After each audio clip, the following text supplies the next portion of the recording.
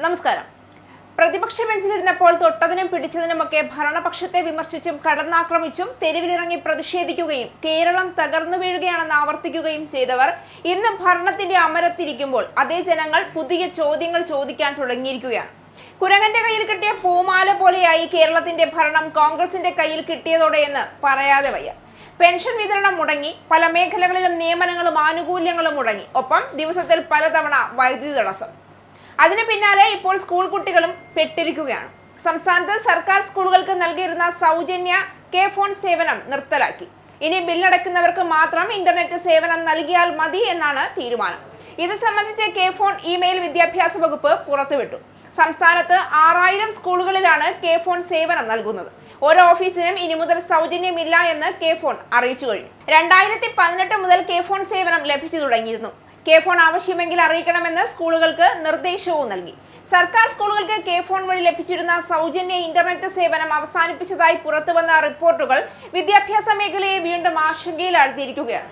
ഇതിനൊപ്പം വിവിധ ഭാഗങ്ങളിൽ റിപ്പോർട്ട് ചെയ്യപ്പെടുന്ന വൈദ്യുതി മുടക്കങ്ങൾ, ഭരണപരമായ കാലതാമസങ്ങൾ, പൊതുസേവനങ്ങളുമായി ബന്ധപ്പെട്ട പരാതികൾ എന്നിവയും ചേർന്ന് സർക്കാരിന്റെ പ്രവർത്തനക്ഷമതയെക്കുറിച്ചുള്ള ചർച്ചകൾക്ക് കൂടുതൽ കരുത്തു പകരുകയാണ്.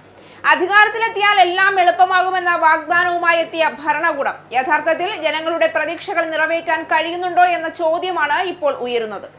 കെ ഫോൺ പദ്ധതി കേരളത്തിന്റെ ഡിജിറ്റൽ വികസനത്തിന്റെ പ്രധാന പ്രതീകങ്ങളിലൊന്നായി അവതരിപ്പിക്കപ്പെട്ട പദ്ധതിയായിരുന്നു. സർക്കാർ സ്കൂളുകൾക്ക് സൗജന്യ ഇന്റർനെറ്റ് ലഭ്യമാകുന്നതിലൂടെ സ്മാർട്ട് ക്ലാസ് മുറികളും ഓൺലൈൻ പഠന സംവിധാനങ്ങളും കൂടുതൽ കാര്യക്ഷമമാകുമെന്ന പ്രതീക്ഷയുണ്ടായിരുന്നു. എന്നാൽ ഈ സേവനം അവസാനിപ്പിക്കുകയോ പണമടച്ച് തുടരേണ്ട സാഹചര്യം ഉണ്ടാവുകയോ ചെയ്യുന്നത് സാമ്പത്തികമായി പിന്നോക്കം നിൽക്കുന്ന നിരവധി സർക്കാർ സ്കൂളുകളെ പ്രതിസന്ധിയിലാക്കുമെന്ന ആശങ്ക വിദ്യാഭ്യാസ രംഗത്ത് ഉയരുന്നുണ്ട്. ഡിജിറ്റൽ വിദ്യാഭ്യാസം ഒരു ആഡംബരമല്ല, അനിവാര്യതയായി തീർന്നിരിക്കുന്ന കാലത്ത് ഇത്തരം തീരുമാനങ്ങൾ വിദ്യാർത്ഥികളുടെ പഠന നിലവാരത്തെയും ബാധിക്കുമെന്ന വിമർശനവും ശക്തമാവുകയാണ്.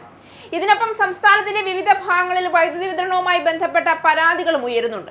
കാലാവസ്ഥാ സാങ്കേതിക തകരാറുകളും വൈദ്യുതി മുടക്കത്തിന് കാരണമാകാമെങ്കിലും പ്രശ്നങ്ങൾ പരിഹരിക്കുന്നതിലെ വേഗതയും കാര്യക്ഷമതയുമാണ് ജനങ്ങൾ വിലയിരുത്തുന്നത്. പഠിക്കുന്ന കുട്ടികൾക്കും ചെറുകിട വ്യാപാരികൾക്കും ആശുപത്രികൾക്കും സാധാരണ കുടുംബങ്ങൾക്കും വൈദ്യുതി മുടക്കം നേരിട്ട് ബാധിക്കുന്ന വിഷയമാണ്.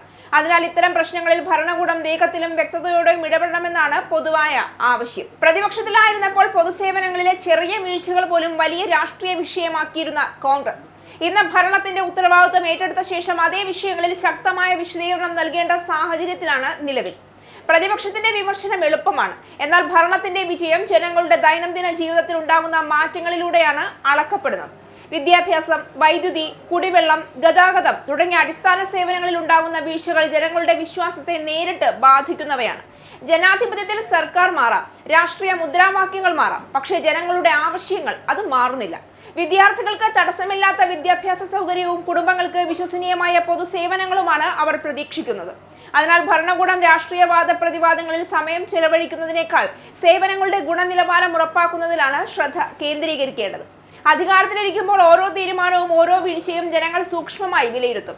ആ പരീക്ഷയിൽ വിജയിക്കണമെങ്കിൽ വാഗ്ദാനങ്ങളെക്കാൾ ഫലങ്ങളാണ് ജനങ്ങൾക്ക് മുന്നിൽ അവതരിപ്പിക്കേണ്ടത്.